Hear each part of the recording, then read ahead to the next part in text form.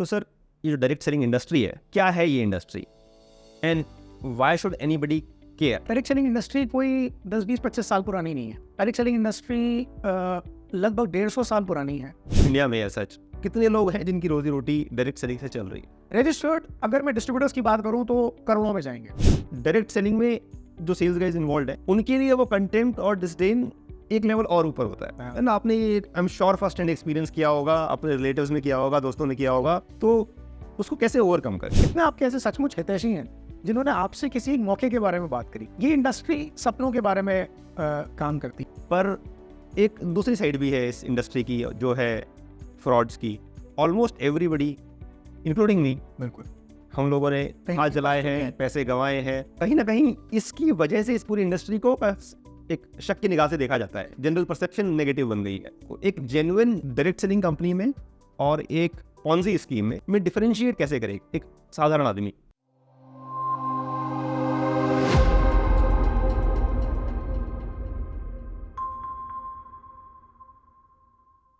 नमस्कार, आपका स्वागत है मेरे पॉडकास्ट इंस्पायरिंगली योर्स के एक और नए एपिसोड में। आज के हमारे गेस्ट हैं सर्वज्ञा भारेल। सर्वज्ञा डायरेक्ट सेलिंग की इंडस्ट्री में एक जाना माना नाम है। एज एन सेल्स ट्रेनर और एक मोटिवेशनल स्पीकर की तरह इनकी अपनी एक बहुत बड़ी फ़ैन फॉलोइंग है। तो आइए आज बात करते हैं सर्वज्ञा भारेल से और जानते हैं इस इंडस्ट्री के बारे में जिसका नाम है डायरेक्ट सेलिंग, इसके चैलेंजेस, इसकी उपलब्धियाँ और इसके सारे डायनेमिक्स। तो सर्वज्ञा जी, आपका बहुत बहुत स्वागत है। Thank you so much. Thank you very much for taking your time out and coming to our studio. All mine. Thank you very much. तो स्टार्ट करते हैं आपके बारे में ज़रा जान के। तो if you could just tell me and the audience a little bit about of yourself. नाम आपने बता ही दिया है। मेरा नाम सर्वज्ञा भारेल है और मैं 1991 में मेरा जन्म हुआ जी। जयपुर में ही जन्म हुआ, जयपुर में ही रहता हूँ। जयपुर शहर भी मुझे बड़ा पसंद है जी। And I was not born with a golden spoon. जब मैं जन्म मेरा सरकारी अस्पताल में ही हुआ था जयपुर। मैं इसी को हाईलाइट इसलिए कर रहा हूँ क्योंकि उस समय भी मेरे कुछ कज़न्स ऐसे थे जिनका जन्म एक प्राइवेट हॉस्पिटल में हो रहा था जी। तो सरकारी अस्पताल हाईलाइट करके मैं ये बताना चाहता हूँ कि ऐसा नहीं था कि कोई पारिवारिक स्थिति बहुत अच्छी थी। मेरे दादाजी बहुत ही आध्यात्मिक व्यक्ति रहे। उनको अध्यात्म की ऐसी रुचि लगी कि उन्होंने अपने टाइम पे बिजनेस भी किए, नौकरी भी की, पर वो सब इस तर्ज पे किए कि नौकरी करते थे तो इस्तीफा जेब में रखते थे और बिजनेस करते थे तो बिजनेस में रुचि इसलिए नहीं रखते थे क्योंकि आध्यात्मिक रुचि इतनी लग गई थी कि बिजनेस में अगर गद्दी पे बैठे भी हैं दुकान की तो आध्यात्मिक ग्रंथ पढ़ रहे हैं, कोई ग्राहक आया तो उसे बोल दिया कि भैया तू ही ले ले और तू ही पैसे रख जा और चला जा। तो आध्यात्मिक रुचि उनकी इतनी बढ़ती गई कि उन्होंने पैसे कमाने पर कोई ध्यान नहीं दिया। पर उनका बहुत बड़ा उपकार है मुझ पर, मेरे पिता पर, कि उन्होंने हमें अध्यात्म का इतना सारा ज्ञान और अध्यात्म से हमें उन्होंने जोड़ दिया। तो जो भी शुरुआत थी वो मुझे मेरे पिता को ही करनी थी कि कुछ अगर पैसा वैसा बनाना है, सपने पूरे करने हैं। पर अनफॉर्चुनेटली जब मैं पेट में था तो मेरे पिता की तबीयत बहुत ज़्यादा ख़राब हो गई। वो शादी उनकी 89 में हुई और 2 साल बाद जब मैं पेट में आया तो वो बहुत बीमार थे। 2 साल तक बीमार रहे। मैं जब जन्म ले लिया मैंने तब भी वो बहुत बीमार थे उस समय भी। तो जब मैं 2 साल 3 साल का था तब उन्होंने कुछ थोड़ा होश संभाला, ठीक हुए, बिज़नेस शुरू किया। मैंने बचपन से बिज़नेस को देखा और मैंने उनको देखते देखते ये समझा कि यार बिज़नेस कोई एक ऐसी चीज़ है जो अपने मन की चीज़ है और मुझे भी बड़ा होके अगर करना है तो बिज़नेस ही करना है। तो वहाँ से वो एक सीड बिज़नेस का डल गया था। स्ट्रगल करते हुए देखा पिता को और उम्र इतनी कम थी उस समय कि इस बात का तो भान नहीं था कि हम कोई बहुत ज़्यादा कोई गरीब है। ऐसे भी गरीब नहीं थे कि दाल रोटी की चिंता थी।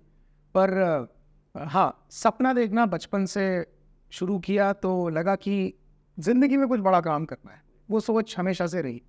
8-9 साल का तब जब मैं था तो मेरे फादर ने डायरेक्ट सेलिंग बिज़नेस की शुरुआत करी। 99 में उन्होंने एक अपॉर्चुनिटी उनके पास आई और उनको लगा कि उनके सपने और एक सिक्योर्ड इनकम उनको इस बिज़नेस से मिल सकती है। तभी वही समय जब उन्होंने मुझसे मेरे सपने के बारे में पूछा and that was the time जब मुझे सपना क्या होता है वो पता चला। मैंने तो उनको वैसे ही जवाब दिया कि पापा कल बताऊंगा। बोले कल क्यों बताओगे? बोले आज रात सोऊंगा फिर जो सपने में आएगा वो कल आपको बता दूंगा। तो बोले नहीं बेटा, सपना वो नहीं होता जो बंद आंखों में आता है। सपना तो वो होता है जो आप खुद खुली आंखों में देखते हो। क्या देखते हो आप अपनी ज़िंदगी को? 2011 वो समय है, कटिंग थिंग्स शॉर्ट, जब मैं कॉलेज में था, सेकेंड ईयर में मैंने ग्रेजुएट किया है फिलॉसफी में।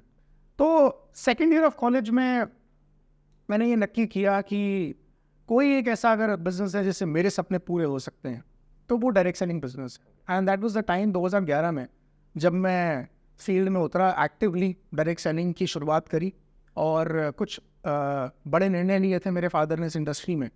तो वो समय था उन्हें सपोर्ट करने का, क्योंकि मैं मानता हूँ कि एक पुत्र का सबसे बड़ा धर्म है उसके पिता को सपोर्ट करना। और दैट वाज द टाइम जब उनके साथ कंधे से कंधा मिलाकर काम किया। परिस्थितियाँ ज़िंदगी में उतार चढ़ाव आते ही रहते हैं, परिस्थितियाँ एक जैसी नहीं रहती, और उस समय उतार का समय था, मैं कह सकता हूँ हमारी ज़िंदगी में।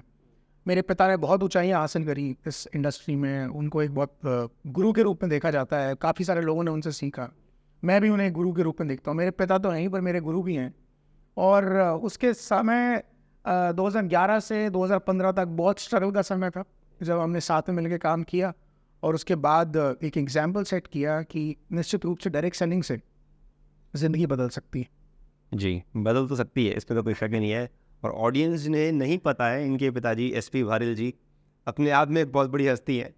And you can just go and check him out on YouTube. उनकी एक बहुत बड़ी फैन फॉलोइंग है, और maybe someday we will have him here sure as a guest. Sure. तो सर, ये जो डायरेक्ट सेलिंग इंडस्ट्री है, इसकी बात करते हैं। सो क्या है ये industry and why should anybody care? देखिए, डायरेक्ट सेलिंग इंडस्ट्री कोई 10-20-25 साल पुरानी नहीं है। डायरेक्ट सेलिंग इंडस्ट्री लगभग 150 साल पुरानी है। सबसे पहले किसी ने ये सोचा कि एक ऑल्टरनेट सेल्स मॉडल भी हो सकता है। बाज़ार में कोई भी एक उत्पाद आता है, प्रोडक्ट आता है, तो उसका एक ट्रेडिशनल रूट होता है जो हम देखते आ रहे हैं। एक मैन्युफैक्चरर बनाता है, 20 रुपये का टूथपेस्ट है मान लीजिए एग्जाम्पल के तौर पे, तो वो मैन्युफैक्चरर को पड़ता है 20 रुपये का, फिर वो C&F को जाता है, फिर उसको एक स्टेट का डिस्ट्रीब्यूटर लेता है, स्टेट का डिस्ट्रीब्यूटर लेने के बाद फिर वो कोई एजेंट के पास जाता है, फिर बीच में एक एडवर्टीजमेंट भी आ जाता है जिसमें भी खर्चा होता है। कोई ना कोई फिल्म स्टार सेलिब्रिटी उसको टीवी पे देखेगा या आपको बिल बोर्ड पर दिखेगा शहर के, और उसके बाद वो रिटेलर के पास आता है, रिटेलर से हम जाकर लेके आते हैं। तो वो 20 रुपये का टूथपेस्ट पहुँचते पहुँचते हमारी जेब को 100 रुपये कॉस्ट करता है। ये ट्रेडिशनल रूट है, यानी कि हम अपने खून पैसे की कमाई 80 रुपया जो है वो खुशी खुशी बांट के आ गए इन सब लोगों में, जो कि ट्रेडिशनल रूट है, वो सब लोग कमा रहे हैं उसमें। वो एक तरीका है किसी भी प्रोडक्ट का। उनके पास किसी की C&F है तो मेरे पास भी किसी की हो सकती है, किसी प्रोडक्ट। पर डायरेक्ट सेलिंग ये है, डायरेक्ट सेलिंग ये कहता है कि क्यों ना इन सब मिडलमैन, बिचौलियों को हम हटा दें और मैन्युफैक्चरर से सीधा कंज्यूमर को हम प्रोडक्ट देते हैं, जो कि बहुत पुरानी एक रीत हो गई है, जानी पहचानी, सब इस बात को जानते हैं, समझते हैं। तो बीच का जो 80 रुपया है, होगा ये कि वो बीच का 80 रुपया सीधा कंज्यूमर की ही जेब में चला जाएगा। या तो प्रोडक्ट सस्ता हो जाएगा, या फिर उसे प्रमोट करने वाले जो कंज्यूमर हैं उनको वो पैसा मिल जाएगा। दो ही रास्ते हो सकते हैं। डायरेक्ट सेलिंग वही एक मॉडल है कि मैन्युफैक्चरर प्रोडक्ट को मैन्युफैक्चर करके सीधा कंज्यूमर के जेब में या कंज्यूमर को दे रहा है प्रोडक्ट, और बीच का जो पैसा है वो भी कंज्यूमर में ही बट रहा है। तो इससे हो ये रहा है कि अल्टीमेटली प्रोडक्ट को प्रमोट करने वाला कंज्यूमर ही होता है। आज भी अगर आप देखें, बड़ी कोई एक रिसर्च कंपनी की रिपोर्ट है, मैं नाम नहीं लेना चाहूँगा किसी कंपनी का यहाँ पे, पर वो कहते हैं कि आज भी 50% से ज़्यादा प्रोडक्ट वर्ड ऑफ माउथ से बिकते हैं। मैं एक फिल्म देखकर आया अभी रिसेंट पास्ट में, और मुझे अच्छी लगी, मैंने शमशेर जी को बता दिया, मैंने कुछ मित्रों को और बता दिया। शमशेर जी वो फिल्म देखकर आ गए, पर मुझे कोई पैसा नहीं मिला। अभी हाल ही में शाहरुख खान की एक फिल्म आई थी, और उसमें वो बहुत हिट गई, 700-800 करोड़ उन्होंने बिजनेस कर लिया। फ़ैन ने पूछा ट्विटर पे शाहरुख खान से कि शाहरुख खान 700-800 करोड़ का टर्नओवर हो गया 1 करोड़ फैंस के लिए। बोले बब जाओ 4 लोगों को और बोलो फिल्म देख कर आए। तो भैया शाहरुख का अपना मजाक करने का तरीका हो सकता है, पर इसमें एक सत्य छुपा है कि फिल्म प्रमोट हम कर रहे हैं, पैसा जा रहा है एग्जैक्टली शाहरुख खान की जेब में। ऐसे ही हो रहा है कि टूथपेस्ट शाहरुख खान टीवी पर आकर प्रमोट कर रहे हैं, हम यूज़ करते हैं, हम खरीद के लाते हैं, पर हमें कोई पैसा नहीं मिलता, पैसा मिल जाता है जो उसे प्रमोट कर रहे हैं। तो क्यों ना कुछ ऐसे प्रोडक्ट्स मार्केट में आ जाए जिनके ब्रांड एम्बेसडर हम ही बन जाए, और अगर हम बन गए, हमने प्रमोट किया, तो वो पैसा प्रमोट करने का जो पैसा है, वो कमीशन है, वो हमारी जेब में आ जाए।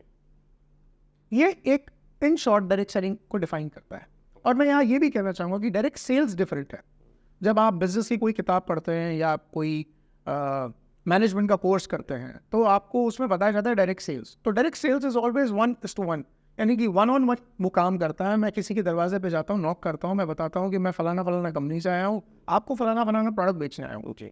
अगर मैं ख़त्म हो गया तो मेरी कमाई खत्म। अगर प्रोडक्ट खत्म हो गया, ज़माना तक अभी कोई प्रोडक्ट्स ऐसे आते थे, आपके घर पे भी कोई वाटर प्योरीफायर बेचने या वैक्यूम क्लीनर बेचने आया होगा। वाटर प्यूरिफायर और ये वैक्यूम क्लीनर इस इंडस्ट्री का मतलब मॉडल ही पूरा वही मॉडल वही था। तो ये डायरेक्ट सेल्स ऐसा था कि आपने अगर प्रोडक्ट ले लिया कस्टमर ने तो मुझे उसका कमीशन मिल जाएगा या मुझे मार्जिन मिल जाएगा। नहीं लिया तो there is no team involve. Direct selling में there is a team involvement, यानी कि मैं तो हूँ ही, पर मैं वो हार्ड सेलिंग नहीं कर रहा हूँ, मैं स्मार्ट सेलिंग कर रहा हूँ। मैंने अपने कुछ फ्रेंड्स को बता दिया, मैंने फिर फ्रेंड से बोला कि अगर आपको प्रोडक्ट अच्छा लगता है तो अपने फ्रेंड्स को बता दो, अपने रिलेटिव्स को बता दो, कुछ स्ट्रेंजर को बता दो। आप हितैषी हो सकते हो किसी की ज़िंदगी में क्योंकि आपको प्रोडक्ट अच्छा लगा है। तो it is not selling, it is sharing. आप मेरे अच्छे मित्र हैं, मैंने आपको बता दिया कि यार मेरा जुकाम, मेरा साइनस इस फूड सप्लीमेंट को लेने से, साइंस प्रोडक्ट को लेने से ठीक हो गया, आप भी ले लो, आपका भी ठीक हो जाएगा। This is sharing.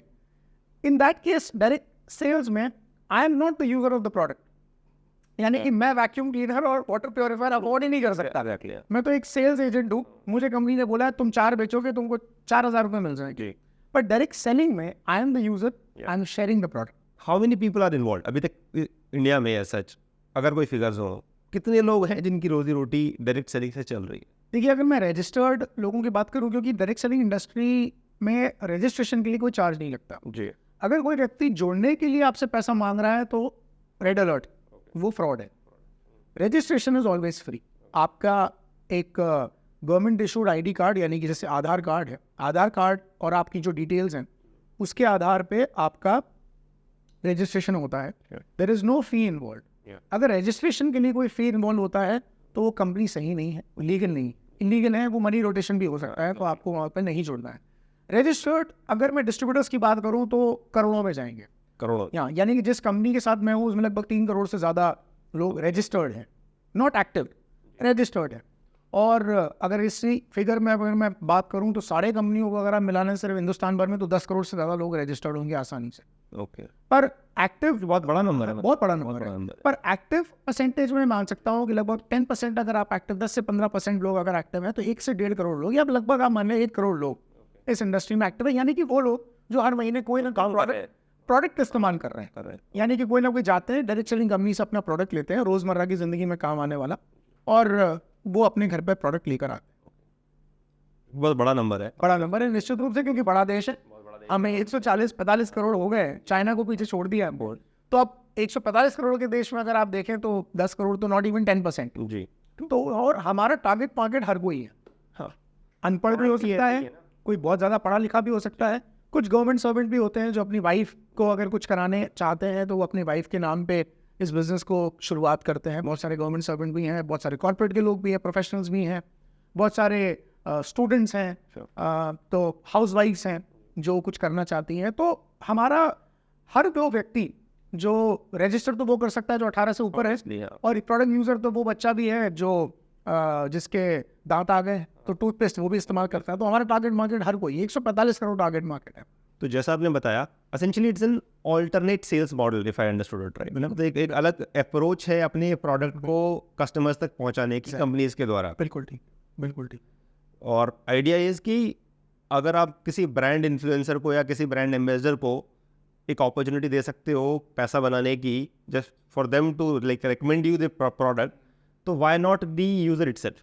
सही बात कि अगर हम यूज़र को ही इस एक अपॉर्चुनिटी दें कि वो उसको रेकमेंड करके उसका ब्रांड एम्बेसडर बन सके और एक मतलब प्रोडक्ट तो यूज़ करे ही करे, साथ में पैसा भी बना सके, अपनी एक लाइवलीहुड भी निकाल सके उसमें। तो और जैसा कि मैं खुद एक सेल्स वाला हूँ, मतलब I am a sales guy throughout, through and through.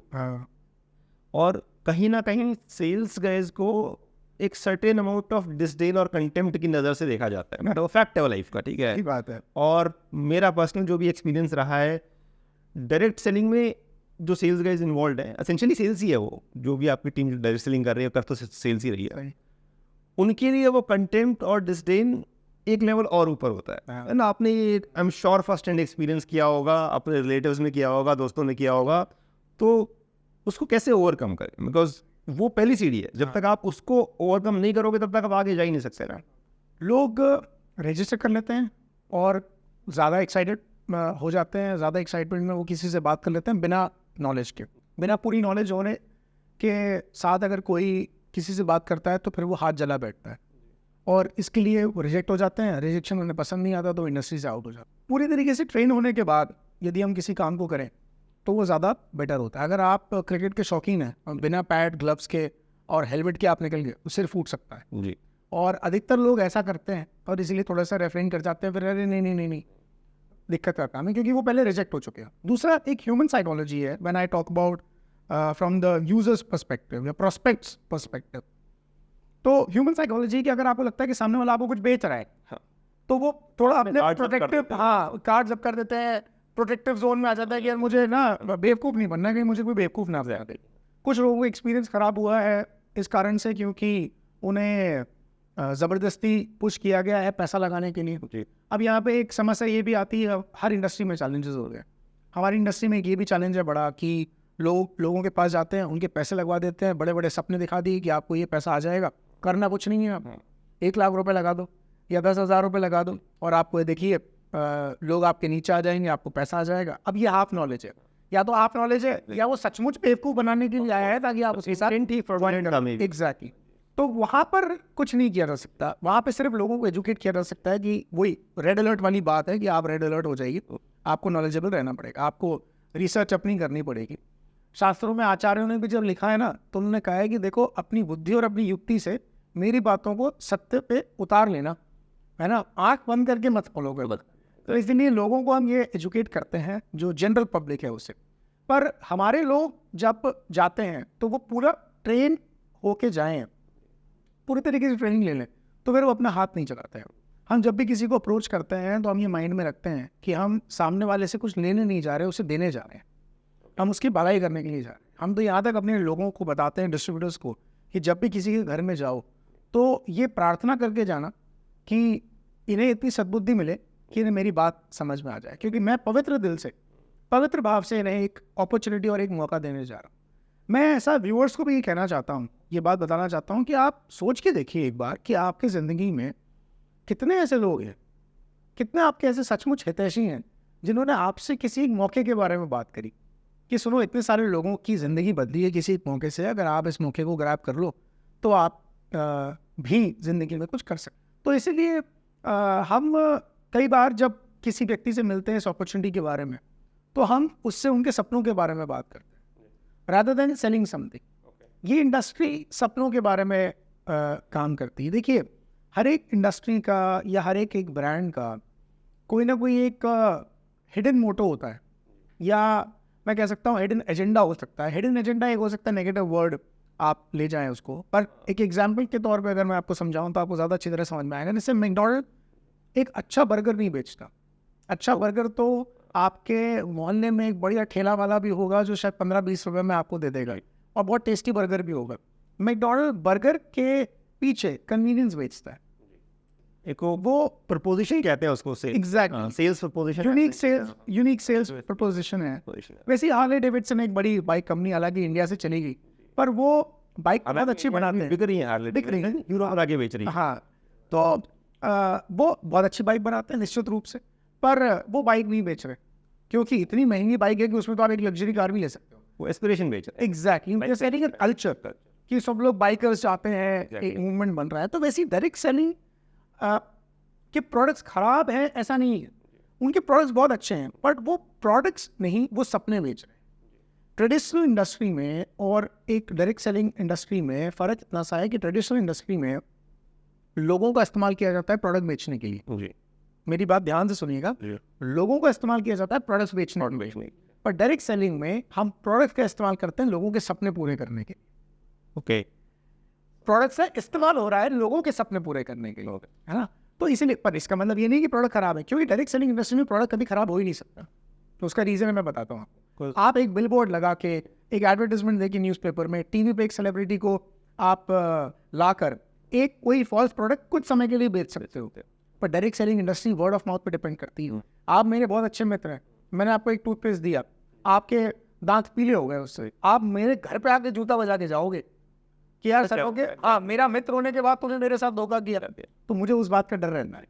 पर आप शाहरुख खान को पकड़ने थोड़ी जाओगे, वो वहां तक पहुंचेंगे और आपके पास एक कस्टमर केयर का ईमेल आईडी है, आप उनको लिख दोगे, जो करें कोई रिस्पॉन्स आएगा नहीं आएगा, तो एक ट्वीट आ जाएगा, वो भी टेम्पलेटेड ट्वीट होता है, we will look into it, we are very customer centric, we will take care of all, we take all our customers very seriously, जिसका ना कोई मतलब है ना इसमें कोई भावनाएं हैं, एसेंशियली एक टेम्पलेट है, उन्होंने कॉपी पेस्ट करके चिपका देना है। पर डायरेक्ट सेलिंग में चूंकि मैं हूँ आपका मित्र, तो आप मुझे बोल सकते हो, 4 गाली सुना सकते हो और आप आगे लोगे भी नहीं।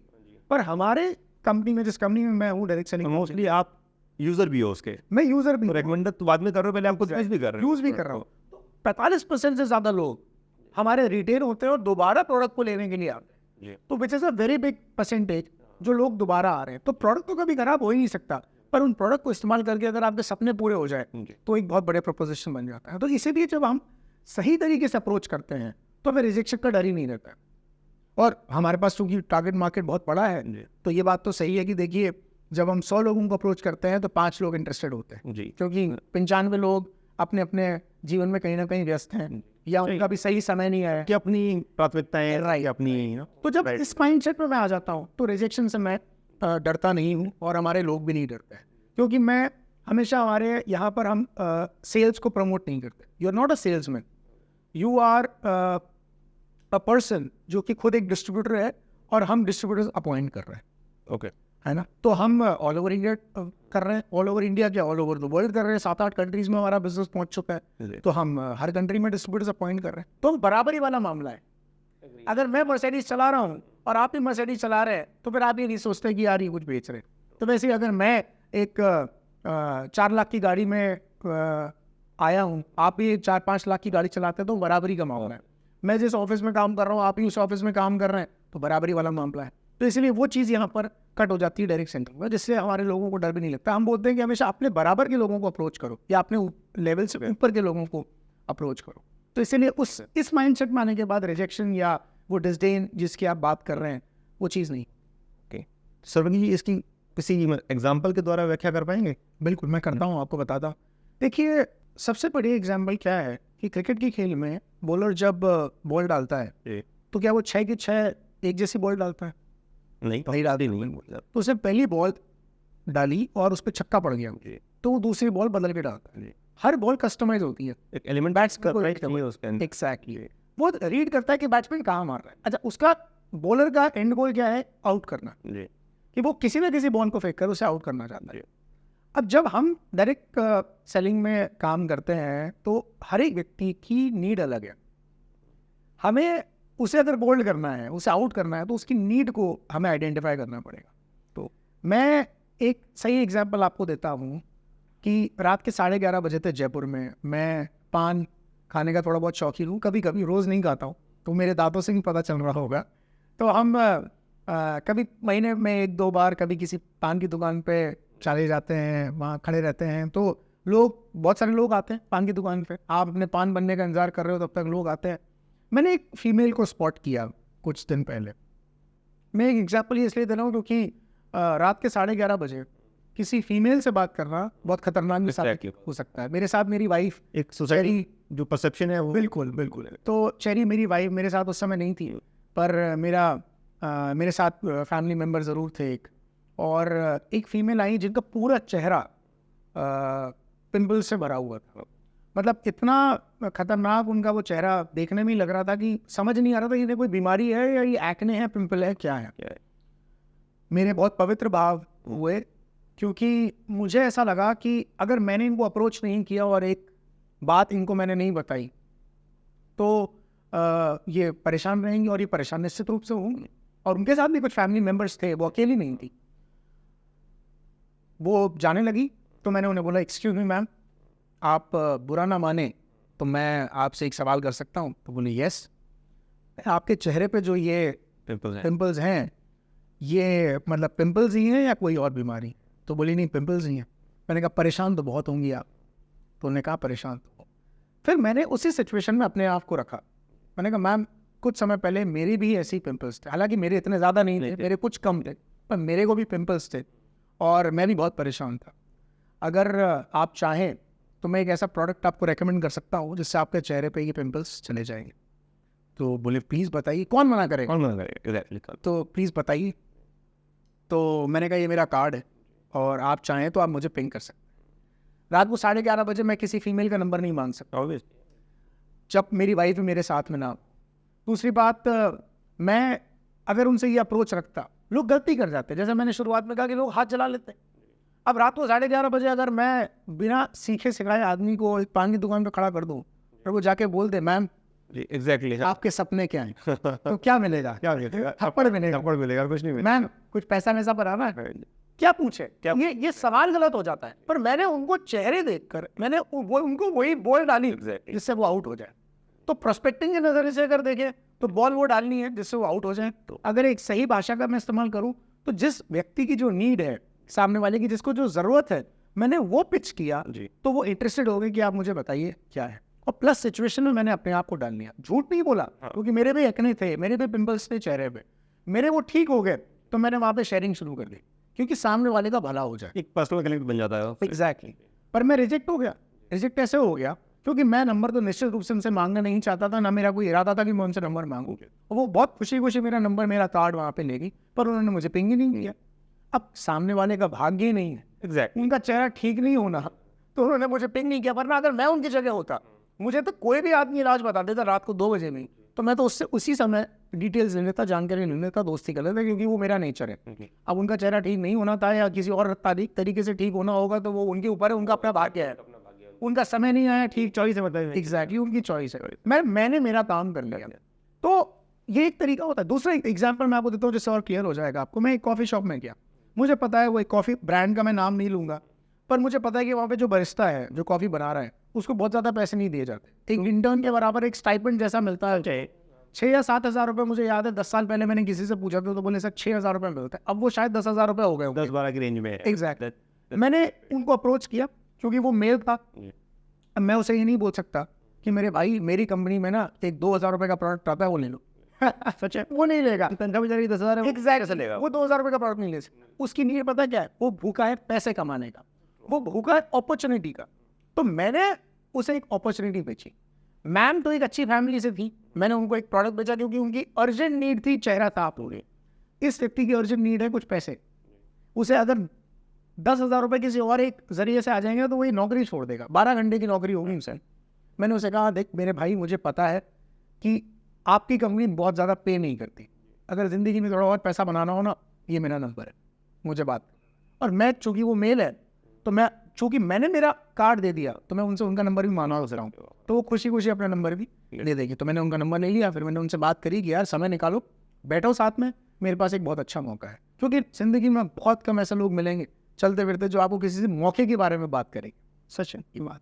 तो इसीलिए ये प्रोस्पेक्टिंग का एक तरीका हो सकता है कि हम बॉल वो वाली डालें जिससे सामने वाला आउट हो जाए, उसे लगे कि यार ये बात मेरे हित की कर रहा है, मेरे भले में नहीं। Essentially if I understood it right, जो आप पिच बनाओ वो कस्टमाइज्ड होनी चाहिए, एक जेनरिक टेम्पलेट नहीं होना चाहिए कि एक रटा जाके हर जगह बोल दिया, बिल्कुल वो वैसे भी सेल्स का बेसिक प्रिंसिपल है। एसेंशियली आप अपनी पिच को कस्टमाइज्ड रखें, उसको पर्सनलाइज करने की कोशिश करें। That should I. और ऐसे केस में फिर होता है कि हम फॉलो अप नहीं करते, सामने वाला हमें फॉलो अप करता है, सर बता दो वो फोन करके बताता है सर क्या है, मौका क्या है, तो जानना चाहता है। ट्रू। और जैसा कि एक बात से मैं और सहमत हूँ जो आपने कहा कि कितने लोग हैं जो मौके की बात करते हैं। सच है, मतलब आज की बातें जो होती हैं वो या तो नॉर्मल हाय हेलो होती है या राजनीति की बातें होंगी, खुद का दुख दर्द होगा या खुद की कोई खुशी की बात होगी तो शेयर हो जाएगा। बट ग्रोथ की बातें, मतलब कि मैं कैसे ग्रो करूँ, तू कैसे कर रहा है और हम दोनों मिलके कैसे कर सकते हैं। शमशेर जी आप यकीन नहीं मानेंगे, खुशनसीब है वो लोग जिनकी ज़िंदगी में ऐसे लोग हैं। और उनकी लाइफ का ग्रोथ, मैंने देखा उनकी लाइफ का ग्रोथ भी काफ़ी ज़्यादा होता है, जिनका नेटवर्क टॉक्स अबाउट लेकिन खुद का ग्रोथ और दूसरे का ग्रोथ। सही जी। आप यकीन नहीं मानेंगे, कुछ समय पहले 3-4 महीने पहले मुझे एक मैसेज रिसीव हुआ फेसबुक पे। उसने कहा कि सर मेरा नाम सो एंड सो है, मैं 21 साल का हूँ और आज डायरेक्ट सेलिंग और मेरी कंपनी का नाम उन्होंने उसमें लिखा जिस कंपनी में हम हैं, वेस्टीज नाम है। बिल्कुल वेस्टीज नाम है। मैं किसी कंपनी को प्रमोट नहीं कर रहा इसलिए मैंने नाम नहीं लिया, कर सकते हैं बिल्कुल। तो जो आप काम कर रहे हैं वो कर रहे हैं। हाँ बिल्कुल, हमारी टीम विनिंग टीम, हमारा विनिंग टीम का नाम उसने लिया कि वेस्टीज और विनिंग टीम के कारण मैं आज विदेश यात्रा पे जा रहा हूँ। और मेरे साथ एक ऐसे किसान हैं जो कभी फ्लाइट में भी नहीं बैठे और उनकी पहली यात्रा ही विदेश यात्रा हो रही है, पहली बार प्लेन में बैठ रहे हैं तो विदेश जाने के लिए बैठ रहे हैं। शमशेर जी, यकीन नहीं मानेंगे आप, मुझे इतनी खुशी हुई जितना मुझे मेरे पहली बार विदेश जाने की खुशी नहीं हुई, क्योंकि मैं पहली बार जब विदेश गया ना तो जा नहीं पाया था कोई कारण से, क्योंकि वो ओवर बुक थी फ्लाइट, उन्होंने ओवर बुकिंग कर रखी थी और उनको किसी न किसी को रिपोर्ट करना था। और हम 4 लोगों का ग्रुप था, मेरे साथ मेरे दादा दादी थे। उन्होंने मेरे दादाजी के डॉक्यूमेंट में कोई कमी निकाल के उन्होंने साइड में रख दिया कि सर आप नहीं जा पाएंगे, बाकी 3 लोग जा सकते हैं। फिर थोड़ी देर बाद जब हमने उनको और थोड़ा सा पुश किया तो उन्होंने बोला अच्छा ठीक है, कोई भी 3 लोग चले जाओ। तो मैंने कहा जब आप बोल रहे हो कोई भी 3 लोग चले जाओ तो फिर नाम का लफड़ा कहाँ रहा? एग्जैक्टली, अब तो दादाजी भी जा सकते हैं। मैंने कहा देखो हमारे फैमिली वैल्यूज इस तरीके के हैं, जाएंगे तो 4 जाएंगे वरना कोई नहीं जाएगा। तो हमने टिकट भी वेस्ट जाने दिया, बड़े पैसे लगे उस समय, 90s की बात है वो। और समस्या ये बड़ी थी, ये बड़ी नहीं थी कि मैं विदेश नहीं जा रहा हूँ, समस्या ये बड़ी थी कि अगले दिन स्कूल कैसे जाऊँ, क्योंकि पूरे क्लास में और दोस्तों में तो अल्लाह मचा दिया विदेश जा रहा हूँ तो अब मैं स्कूल में जाके क्या जवाब दूंगा? तो मैं अगले दिन स्कूल नहीं गया। तो मुझे वो दर्द पता है पहली बार विदेश नहीं जा पाने का। और जब वो 21 साल का लड़का मुझे इस बात की दुआएं दे रहा है कि सर मैं आपकी वजह से, प्रेस्टीज विनिंग टीम की तरफ से मैं आज खुद के बलबूते पर विदेश जा रहा हूँ, मेरे साथ एक ऐसे किसान जा रहे हैं, तो फिर मुझे लगता है कि यार देश सचमुच आगे बढ़ रहा है। और ये अपॉर्चुनिटी कितनी बड़ी अपॉर्चुनिटी है जितनी मैंने उसको दे दी। मैं उसे जानता भी नहीं था, पर नेटवर्क हमारा अब इतना बड़ा हो गया कि वो कहीं ना कहीं अपने लेवल पे नहीं जानते हो बट नेटवर्क का पार्ट है। एग्जैक्टली। और मैं जिस सेमिनार में ये बात कर रहा था उस सेमिनार में वो खड़ा हो गया कि सर मैं ही वो लड़का हूँ, अभी दिल्ली की बात है हाल ही पिछले महीने की, मैं वो लड़का हूँ सर जिसने आपको मैसेज भेजा था। मैंने कहा कमाल की बात है, देखो मैं तो जानता भी नहीं था पर आज ये खड़े हो गए आप, तो उन्होंने बताया। डेफिनेटली डायरेक्ट सेलिंग में देखा है मैंने, लोगों ने अच्छा पैसा बनाया है, अच्छी बिजनेस बिल्ड किया है, काफ़ी उनकी लाइफ इम्प्रूव हुई है। ऐसे ऐसे लोगों की हुई है जिनके पास लाइफ में शायद और कोई तरीका था नहीं अपनी ज़िंदगी को उतनी बेहतरीन बना पाने का। मतलब एजुकेशन से वो प्रिविलेज नहीं थे, मे बी फैमिली बैकग्राउंड से भी प्रिविलेज नहीं थे। पर ऑल प्रैक्टिकल सेंस में अगर देखा जाए तो शायद डायरेक्ट सेलिंग अगर उनकी ज़िंदगी में नहीं होती तो मोस्ट लाइकली वो कामयाबियाँ नहीं अचीव कर पाते, सही जो उन्होंने उसी में की। डेफिनेटली यही बात। पर एक दूसरी साइड भी है इस इंडस्ट्री की, जो है फ्रॉड्स की। ऑलमोस्ट एवरीबडी इंक्लूडिंग मी, बिल्कुल हम लोगों ने हाथ जलाए हैं, पैसे गंवाए हैं, और जितने मेरे यार दोस्त हैं उन्होंने भी गंवाए हैं। सही है। बिकॉज इसका पूरा मॉडल ही दोस्तों पे चलता है, सही बात, रेफरेंस पे चलता है। तो अगर एक आएगा तो 4-5 को लेके जाएगा साथ में, और ये फैक्ट है, मतलब जिसको डिनाई नहीं किया जा सकता। और कहीं ना कहीं इसकी वजह से इस पूरी इंडस्ट्री को एक शक की निगाह से देखा जाता है, जनरल परसेप्शन नेगेटिव बन गई है। सो इसके बारे में क्या कहना चाहेंगे? ऑल्सो कैसे बचाएं अपने आप को एक जेन्युइन डायरेक्ट सेलिंग कंपनी में और एक पॉन्जी स्कीम में, जो कि पॉन्जी स्कीम ही होती है एसेंशियली, मल्टी लेवल मार्केटिंग में वो पैसा रोटेट करते हैं, में डिफरेंशिएट कैसे करें एक साधारण आदमी, आउटसाइडर? देखिए क्या है कि हर इंडस्ट्री का एक कोई ना कोई एक काला अध्याय रहा है हमेशा से। हम हिस्ट्री में जाके देखें तो इंश्योरेंस का घोटाला हुआ तो IRDA बनी, टेलीकॉम का घोटाला हुआ तो ट्राई बनी, ऑफ कोर्स शेयर मार्केट में घोटाला हुआ तो सेबी बॉडी बनी। तो रियलाइजेशन तभी आता है ना कि रेगुलेशन की रिक्वायरमेंट है। और हमारे भारत सरकार की भी ये एक इतिहास रहा है कि जब तक कोई महा घोटाला नहीं हो जाएगी तब तक वो जागती नहीं है, और फिर उनकी नज़र इंडस्ट्री पे पड़ती नहीं है, और फिर जब इंडस्ट्री पे नज़र पड़ती है तो फिर उनकी रेगुलेटरी बॉडी बनाते हैं। डायरेक्ट सेलिंग के साथ भी कुछ ऐसा ही रहा है। हर पॉन्जी स्कीम का सीधा अर्थ ये है मनी को रोटेट करना। एग्जैक्टली। हर Ponzi scheme multi level marketing का मॉडल इस्तेमाल करता है, नेटवर्क मार्केटिंग का मॉडल इस्तेमाल करता है। पर हमें ये समझने की ज़रूरत है कि हर मल्टी लेवल मार्केटिंग या नेटवर्क मार्केटिंग पॉन्जी स्कीम नहीं, तो यानी कि हर पॉन्जी स्कीम वाला नेटवर्क मार्केटिंग का मॉडल इस्तेमाल करता है, पर हर नेटवर्क मार्केटिंग पॉन्जी स्कीम नहीं होती। अगर कोई भी व्यक्ति, मैंने शुरुआत में भी कहा था, आपसे कुछ एसेंशियली इन्वेस्ट करने के लिए बात कर रहा है तो वो फ्रॉड है। क्योंकि डायरेक्ट सेलिंग में जब भी कोई आप इन्वेस्टमेंट करते हैं एक जेन्युइन डायरेक्ट सेलिंग कंपनी में, तो उसके बदले आपको एक टेंजिबल प्रोडक्ट मिलता है। टेंजिबल प्रोडक्ट का मतलब है जिसे आप देख सकते हैं, छू सकते हैं, इस्तेमाल कर सकते हैं। पॉन्जी स्कीम वाले हवा में बताते हैं। एग्जाम्पल के तौर पे जो अभी पॉन्जी स्कीम के नाम पे चल रहा है, पॉन्जी स्कीम मैंने की थी 3-4 साल पहले, सोशल ट्रेड करके तो आया था। हाँ, तो होल आइडिया वाज कि आपको क्लिक्स करने हैं, ऑल वर्चुअल करने के लिए कोई ऐड नहीं था, ऑब्वियसली एज मतलब आई कुड सी कि ये फ्रॉड है, मतलब ऐसा नहीं है कि मतलब समझ में आ रहा था। इतनी समझ आती है कि somebody saying कि अगर आपको कोई भी कहे कि आपको कुछ नहीं करना है और आपको पैसे मिलेंगे तो वो फ्रॉड है, सही सच्चाई यही है। मतलब दुनिया में ये तो पहला रेड फ्लैग है, मतलब बिना कुछ करे अगर पैसे मिल रहे हैं तो फ्रॉड के अलावा कुछ हो ही नहीं सकता। There is no free lunch. So we realised, हाँ, बट वो फ्रेंड सर्कल के प्रेशर में आके और सही है। आप यू गेट इनटू इट। एक कषाय है जिसका नाम है लोभ, और वो लोभ कषाय सब में होते एग्जैक्टली, हैं ना, वो सबसे अंत में मरती है। मतलब लोभ को पाप का बाप कहा जाता है शास्त्रों में, ऐसा ओके, पाप का बाप कौन है? लोभ। लोग है। तो लोभ कषाय सब में है। तो इसलिए मैं कहता हूँ कि जो गलती पे है ना, वो व्यक्ति नहीं है जिसने शुरुआत करी। देखो उसको तो सजा मिलनी ही मिलनी है, क्योंकि आज वो सारे लोग जेल में बैठे हुए हैं। बहुत सारे लोगों को सजा मिली है। जिस कंपनी का नाम आपने भी लिया, और उससे पहले भी कई कंपनी, और अभी भी बहुत सारी कंपनी आ रही हैं। जो लेटेस्ट अभी चल रहा है वो चल रहा है क्रिप्टो में, क्रिप्टो, हाँ, क्रिप्टो करेंसी में चल रहा है। मैं लोगों से कहना चाहता हूँ कि हम इतना भी कई बार दिमाग नहीं लगा पाते कि हमारे पैसे पे रिटर्न कितना आ सकता है। बैंक देती है 6%, आपको 1% ब्याज मिल सकता है। कहीं आप मार्केट में लगा दो किसी व्यक्ति, तो एनुअली 12% आपको मिल जाएगा। म्यूचुअल फंड आपको 15 से 20% दे सकता है, राइट। शेयर मार्केट में अगर आपका लक अच्छा रहा तो आपने जिस कंपनी में इन्वेस्ट किया वो एक जेन्युइन कंपनी होगी, क्योंकि वो लिस्टेड कंपनी है, और विद टाइम आपका पैसा डबल भी हो सकता है, 2 साल में, 3 साल में, या इसके पहले भी हो सकता है।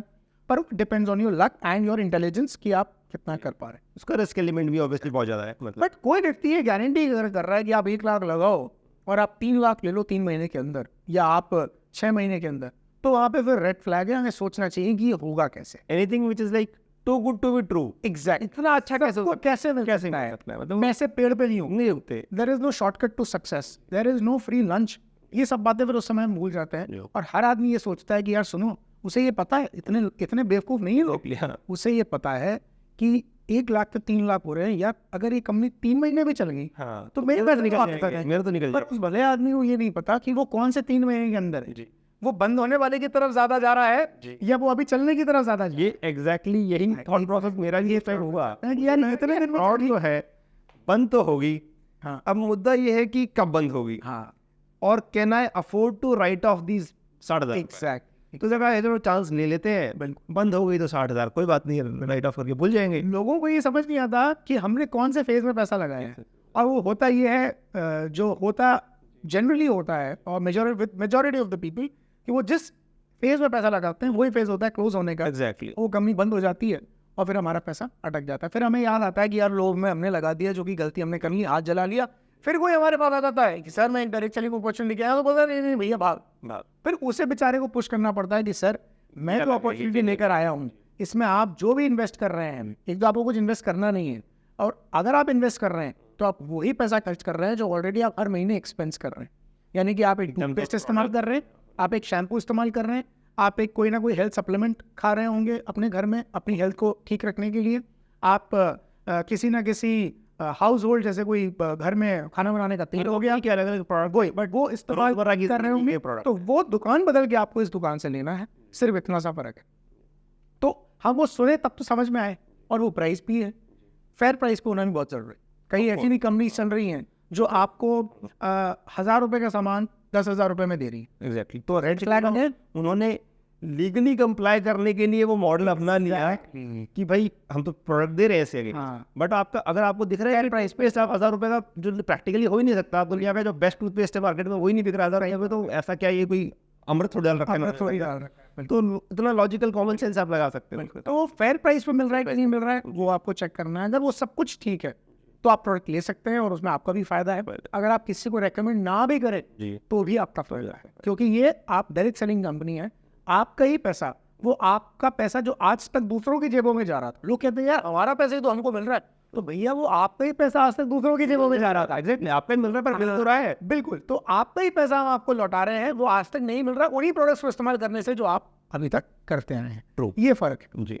एक परसेप्शन इस इंडस्ट्री की ये भी है कि इसमें हर कोई पैसा नहीं बनाता, मतलब जो शुरू में आ गया वो पैसा बना लेगा, एसेंशियली वो पिरामिड में ऊपर आ गया तो उसका तो पैसा बन जाएगा, बट बाद वालों का, नीचे वालों का पैसा नहीं बनता।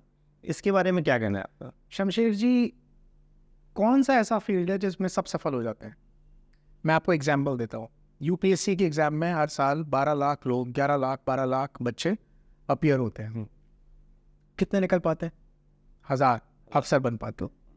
सीए के अटेम्प्ट में तो ऐसे ऐसे लोगों से मिल चुका हूँ जो 7-8 बार अटेम्प्ट कर चुके हैं, पर सीए नहीं बन पाते। राजनीति में इस समय थोड़ा सा माहौल गर्म है, क्योंकि राजस्थान में अपन है और जयपुर में अभी चुनाव आने वाले हैं। यहाँ पे राजस्थान में 5 राज्यों में चुनाव है। इस समय कैसा माहौल है, लोग रो रहे हैं, लोग अपनी पावर दिखा रहे हैं, हर एक आदमी टिकट लेने के लिए भाग रहा है, या फिर जो निर्दलीय खड़े हो रहे हैं वो जन समर्थन के लिए भाग रहे हैं। पर एमएलए तो एक ही बनेगा, मुख्यमंत्री एक ही बनेगा। अब वो 200 आ जाएंगे चुन के, वो एक उनमें से एक कोई मुख्यमंत्री बनेगा, और करीब 30 मुख्यमंत्री हैं, उनमें से कोई एक प्रधानमंत्री बनेगा, या मुख्यमंत्री तो प्रधानमंत्री नहीं बनेगा, पर जो 30 राज्य अब चुनाव करेंगे उसमें फिर जो 500 550 एमपीज आएंगे, उन एमपी में से फिर एक प्रधानमंत्री बनेगा। तो सफलता तो कुछ ही लोगों को मिलती है। स्ट्रक्चर तो पिरामिडिकल ही रहेगा दुनिया में, बिल्कुल। एक 20 साल पुरानी कंपनी में सीईओ एक ही होता है, बाकी सारे नीचे ही होते हैं, तो हर कोई व्यक्ति सीईओ भी नहीं बन पाता। तो एक्चुअली बाहर तो मैं कहूँगा इन सब जगहों पर जितने भी फील्ड्स की मैंने बात करी, ये तो एक उल्टा पिरामिड है, पर डायरेक्ट सेलिंग और नेटवर्क मार्केटिंग एक ऐसा पिरामिड है, यानी कि इक्वल अपॉर्चुनिटी फॉर ऑल। कई बार याद देखिए, यूपीएससी में तो रिजर्वेशंस भी हैं, आरपीएससी में रिजर्वेशंस भी हैं, पर हमारे यहाँ पे वो एक अलग टॉपिक है, पूरे अलग टॉपिक है, डिबेटेबल टॉपिक है। मैं उसके लिए एक्सपर्ट भी नहीं हूँ, एक्सपर्ट भी नहीं है उस पर, राय भी बड़ी मेरी पर्सनली तो काफी कंट्रोवर्शियल है। बट यहाँ पर एक इक्वल अपॉर्चुनिटी सबके लिए। देखिए क्या होता है, 1977 बैच का जो आईएएस है वो भी आगे बढ़कर चीफ सेक्रेटरी बन सकता है, और जो 2010 के बैच में निकला है वो भी आईएएस है, दोनों आईएएस हैं। हो सकता है एक साथ ही काम कर रहे हो और वो भी आगे बढ़ के सेक्रेटरी बन सकते हैं, या चीफ सेक्रेटरी बन सकते हैं, या और सेंट्रल गवर्नमेंट की सर्विस में भी जा सकते हैं। तो इक्वल अपॉर्चुनिटी है। इसी का एक उज्जवल पक्ष ये भी है कि जो 12 लाख लोग यूपीएससी में अपेयर हो रहे हैं, उसमें से 1000 लोग तो अफसर बन ही रहे हैं ना, पर वो 1000 लोग बराबरी के अफसर नहीं बन रहे। जिसकी टॉप रैंक है उसे एक अच्छा कैडर मिल जाता है, अच्छा स्टेट मिल जाता है, उसे अच्छी आईएएस मिल जाता है। जिसकी 100 भी रैंक आई है उसे शायद आईपीएस मिल जाता है, उसके बाद रेवेन्यू सर्विस में चले और आगे तक चले जाते हैं, बट वो सारे अफसर बन जाते हैं। डायरेक्ट सेलिंग में भी एक सबके पास इक्वल अपॉर्चुनिटी है, पर दुख की बात यह है कि जैसे हर एक व्यक्ति दिखाता तो ये है कि मैं बहुत काम कर रहा हूँ, पर वो व्यक्ति उन 1000 लोगों में उसकी रैंक नहीं आती और वो अफसर नहीं बन पाता। डायरेक्ट सेलिंग में सबके लिए इक्वल अपॉर्चुनिटी है, सब लोग दिखाते तो हैं कि हम काम करें, मेहनत कर रहे हैं, बट फिर वही वाली बात है कि कुछ एक परसेंटेज में ही लोग होते हैं वो सफल हो पाते हैं। देखिए, मोक्ष सबको नहीं मिलता, शास्त्रों में आता है, क्योंकि सब वैसी साधना भी नहीं करते। सच है। और अभी हम संसार में हैं तो हमने वैसी साधना नहीं करी कि हम मोक्ष में चले जाएं, पर जो मोक्ष में चले गए वो उन्होंने वैसी साधना की थी। पर बाकी इंडस्ट्री में और हमारी इंडस्ट्री में फ़र्क ये है कि कोई यूपीएससी में अगर नहीं निकला ना तो वो यूपीएससी को ब्लेम नहीं करता, वो कोचिंग इंस्टीट्यूट को ब्लेम नहीं करता, वो खुद पे ले लेता है कि मैंने काम नहीं किया होगा। पर हमारी इंडस्ट्री में होता ये है कि जो सफल नहीं हो पाता ना, वो अपनी अपलाइन को ब्लेम करेगा, वो कंपनी को ब्लेम करेगा, वो अपनी परिस्थितियों को ब्लेम करेगा, वो प्रोडक्ट को ब्लेम कर देगा, वो बाकी लोगों पे ब्लेम डाल देता है, अपनी असफलता का ठीकरा फोड़ देता है। तो यही कारण है कि हमारे यहाँ पे कोई अगर असफल हो जाता है तो वो गालियाँ सुनाना शुरू कर देता है। किसी और फील्ड में अगर वो असफल होता है तो वो खुद पे ले लेता है, यार मेरी पढ़ाई में कमी रह गई होगी इसलिए मैं निकल नहीं पाया। एसेंशियली मुझे ऐसा लगता है क्योंकि ये जो इंस्टीट्यूशंस हैं जिनका आपने नाम लिया, चाहे वो यूपीएससी हो या कोई भी, इनकी क्रेडिबिलिटी इतनी स्ट्रांग है कि उसको क्वेश्चन करना तो बेवकूफ़ लगेगा आदमी। सही बात। तो उसको लगता है यार इसको तो क्वेश्चन किया नहीं जा सकता, प्रोबेबली इनकी क्रेडिबिलिटी को तो सवाल ही नहीं उठा सकते। तो शायद मेरे अंदर ही कमी है। मुझे लगता है डायरेक्ट सेलिंग में भी बिकॉज अभी एक इवॉल्विंग इंडस्ट्री है, तो कहीं ना कहीं उस पर सवाल उठाना कंपैरेटिवली आसान है, बिकॉज बहुत ज़्यादा क्रेडिबिलिटी है नहीं। अभी इवॉल्विंग इंडस्ट्री है, वक्त के साथ इवॉल्व कर रही है, इम्प्रूव कर रही है। इसके लिए हम एक ऐसा काम भी करते हैं कि हमारी प्रोफाइल ऑफ सक्सेस हम हमेशा साथ में रखते हैं। कोई व्यक्ति है, अगर स्टूडेंट है, तो वो बोलता है कि सर मेरा तो कुछ हो नहीं रहा इस बिजनेस में, मैं तो कुछ पैसा कमा नहीं पा रहा, मेरे तो 1000 रुपये का चेक आया, 1000 रुपये से मेरा क्या होगा। तो हम प्रोफाइल ऑफ सक्सेस खोल के दिखाते हैं कि देखो ये स्टूडेंट है, ये 22 साल के हैं, अभी थाईलैंड होकर आए हैं, इनका 50,000 रुपये का चेक है, अगर ये कर सकते हैं तो आप भी कर सकते हैं। अगर कोई व्यक्ति बोलता है सर मैं तो डॉक्टर हूँ, और डॉक्टर जैसा व्यक्ति कोई कैसे सेल्स कैसे करेगा, कैसे मैं किसी के पास जाऊंगा, कैसे मैं बताऊंगा। तो हम एक एग्जांपल प्रोफाइल ऑफ सक्सेस में से ढूंढ के कि देखो ये डॉक्टर साहब है, इस शहर के टॉप डॉक्टर हैं, 300 रुपये फीस लेते हैं, 150 लोगों की ओपीडी उनकी है, और वो हमारे साथ इस बिजनेस में, उन्होंने इस बिजनेस के कारण मर्सिडीज ले ली।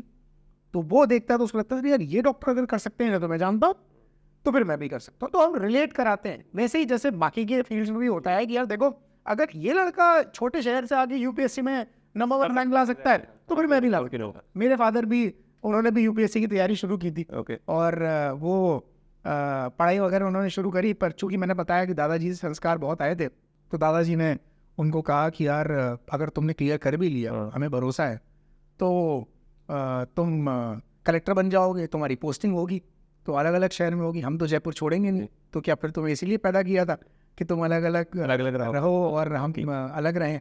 तो उन्हें बंद कर दिया उन सब चीज़ों। बट मेरे फादर ये बात जो स्टोरी से सुनाते हैं कि मैं तो हमेशा से एक एवरेज स्टूडेंट रहा, तो उनकी 60s या 70s में मार्क्स आते थे उस समय।